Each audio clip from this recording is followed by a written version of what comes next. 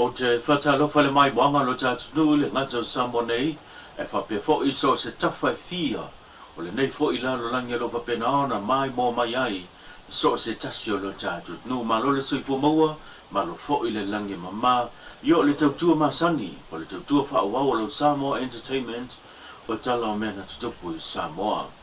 E mo moatu i tātou tala, e wha morianga o wha mautu mai e mtanga luanga leo leo, e wha sanga le i le fionga tu le epasa i le malia le ngoi, o le te tai o le tu ngai. I le toi wala wina o le nei mata upu i luma le wha msinunga i le vaiaso le nei, le na wha mautu ai morianga leo leo, e au fia ai morianga o le whaia leo ni upu whai mo ni upu wha luma luma, le whaia o wha mtalanga e wha leanga i nai le tamari anga o se tasi, pa pia le wha tino leo, o ni ata whaasue sa, ia, o harassment, e wha ngai nai le upenga ta wha ilangi, e le peti ai le nofo le lei, o so o se tasi po o le atu no. I le mtau manga fu e whamsnonga, le na tu la i le tua leo leo mata sanga i luma le whamsnonga, ina ia tu ese mata upo e lua, ona ese tamari e pi o na talo sanga ina, ma wha watu tangi e wha sanga i le ne mata upo. E pe o le sila fia, o le fionga i le minister wa onga manga no u le fionga ai ono Dr. Eleke Karoma, o ia lea lesa ulua i whaulu lana tangi, e whaasanga i le nei mata upo ono o tua inga, le fionga tu le epa i lunga lana pokalame, lesa whaasa lau lunga le tu laua le fo i vang pa upai, o tua i ai le lea mea tonu, le fionga ai ono se tasi o lo i ai lana tasi lana au nanga, whale mai tuto tasi. Whapea fōi ia nisi o le saunanga ma la fonga, na lafo matua i ai le te tai o le atunu. Le fionga po le sunga i lauli al mahli atole o te pola te vao fosi, le fōi na whao watu ai i le tangi le te tai o le atunu o i fōi o le ripale mia, e whaasanga i atu le epa ona saunanga ma la fonga, na lafo e whaaleanga i nai le te tai o le atunu. Ua tolo po le whamsnonga le nemita upu le aso lua se fulu ma le tolo le masina fōu, o le atoe fonga i nai le nei mata upu pite ane. O loo te ene le fionga tu le epa sa i le malia le ngoi ona morianga e tau wala mai i lana loia Matthew Lemsio leo lo tu lai mo ia. I nesio tatu tala e si lia ma le fa se fulu le whai o au kirikiti le o le atau sinio i le tamasanga kirikiti le toi la langa i lea o le neifo i talonga wau tau sa ngā ua tu ua wa le tu whaia. Lesson nafi lea sa whatautei ai se solo te le lava na mata mai luma o le official tine mua ngai mai luma o le whala le malo le na au wai o mai i a au kirikiti a li i mata mai tai o i la tau o au ia o le atau sinio i le tamasanga kirikiti mo le whamanatuina le tuto tasi o Samoa. Le saunoanga au tūna saunoa le te tai o le tunu o le fionga le li palamia le sunga lau le mani tole o te pola tai vao fosi le na ia saunoa i o le whamoe mo le malo o le toi au maia leo le nei fo i whaangatama wa au tausanga au le tūtāua o le maua i le maupoponga ma le whalwhaninga i te tono le tātu atunu o se whapoponga le nei o le nei tala.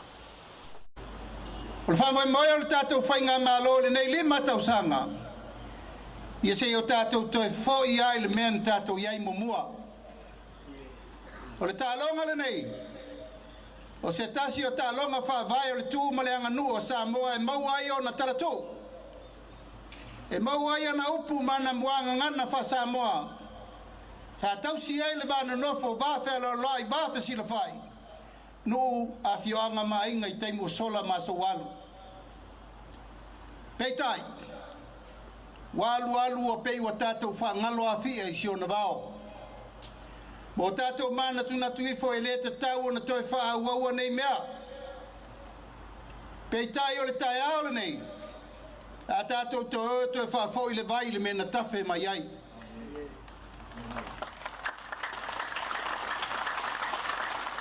O le tālonga le nei o le tālonga Samoa. E le ai lava se isi meo le lalolangi.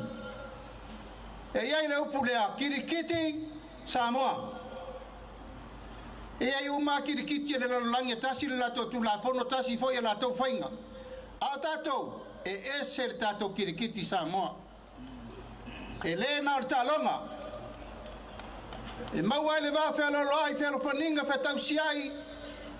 Ma le tūlanga mamalu, ma le nofo whea lo whani o le tunu atoa. O le nei. O matangi ala lua. O i nei sa whai mai kirikiti le tunu. Mai lau tama me masala pe lima o tau sanga sa autu tu le pulu lea. Mata le mesa ia tātou au te tele yaso ia. Fia te furu au. Au te whaaftai le komiti. O leo o vai le tae au nei. Leo tātou toi fo i o fast fulu mon tupu o tātou au. Au ali ma au te mai tātou.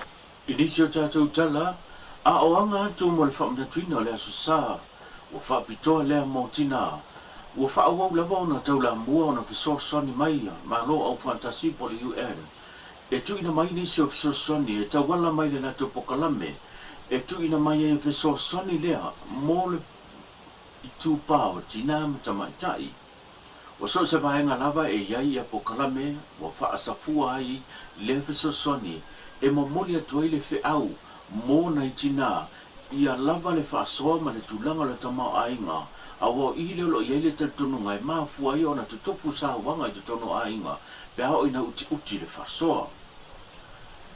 O leo ngā stomu whale neiva i aso na tui nā atu ai ia nisi o pisosoni mai le UN e tawala tu le pokalame mō tina leo lo o whaonga ina ia le maketio i a mō le whaatawina le tūlanga o whainga whaiba. O se whapoponga na nei ala nei tana. O le tane vai, ia o le aso soantele le au whatawia, nei moti noa, le lava o le suawai mā, mō ngā luenga i asta i tas. O le aso soani lea i whamā o vaenga o lo whola ia tatawia, tau sia le tumu mā o soifua maloloina, whamā ina o mea whainga luenga, ma whalea atili ali saunga le mū, o le tango fia ina o i amwhi ngota o lo whatawina tatou maketi. O le tatou msini whaleo te leo, ia talitonu ea o ngā tele mo le longolongo puyali i o le au whatawia, ia e maise le malo le atunu o lo ngā solo mai tatou maketi. Nei ano fsila fia whasisilanga tāua, ia au fia im whamtalanga e winga whanga i o ina tatou maketi, lapta inga mo saunga le mu, tala o le tau, maisi whasisilanga e sosoani whatulanga ina lei o ngā luenga i le aso ma le aso. O le whaiunga le beason te mai atu nei, na whaapala ina i le tamaitai o whaalangilangi, Jang Fualau Forangi, e avea masui o Samoa i le Miss Global. O le tauvanga leo le ala a whai masui o Samoa le tamaitai o whaalangilangi, le whatautai atu tono o Thailand i le masino o September o le tausanga le nei. E le fōu tamaitai o whaalangilangi i atulanga o tausionga po tauvanga wape nei. I le lua fesifuma le lua sa tauvā ai i a tamaitai o whaalangilangi, i le sailinga leo se tausala o Samoa i tutono New Zealand, ma ia au sia e le tūlanga o le second run-up. Lua fesifuma le wha na tūlanga wha i fo i lea lava sa wha moe moe o le sailinga leo se tausala o Samoa i tutono New Zealand i le tausanga lua fesifuma wha. O lea ua whaapale le tamaitai o whaalangilangi e avea masui o Samoa, mo le taamisanga po le tausinionga le nei o le Miss Global, leo la whatautai le masina o September le tausanga nei tono o Thailand. Wa sui tūlanga ai le tamaitai i a Nikori Lina a Kui o le sa ia tau avea foi ia le whamoe moe o Samoa i tausanga o mawai i le tauvanga lava po le tausinionga nei o le Miss Global.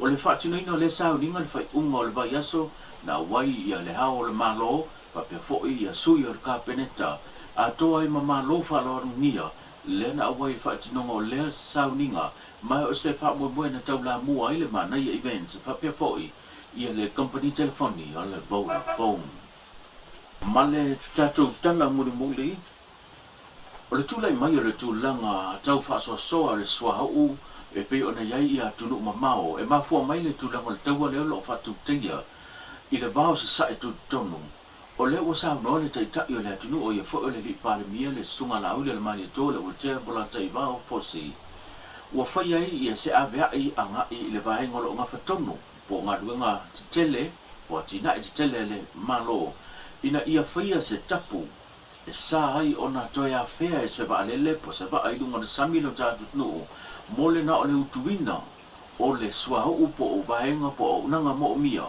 ona to te li watu le fa wa we la to fa ma langa o le mafu anga le tu langa pe o silfia o lea ua iai le tātou laro langi le tūlanga o le uti le swao.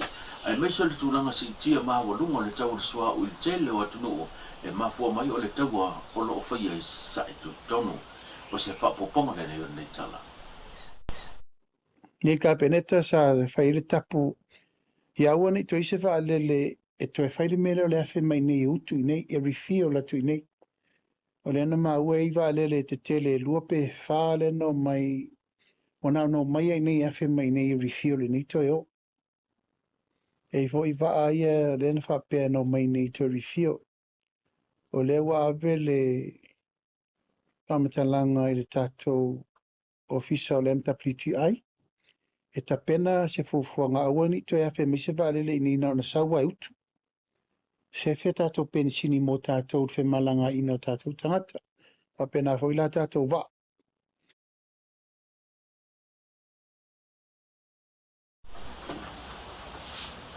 Tau lunga tātou tala e pēna tātou mafutai, e nei yaso tātou whelua i le aso tai mo seisi whapoponga whasoi poia.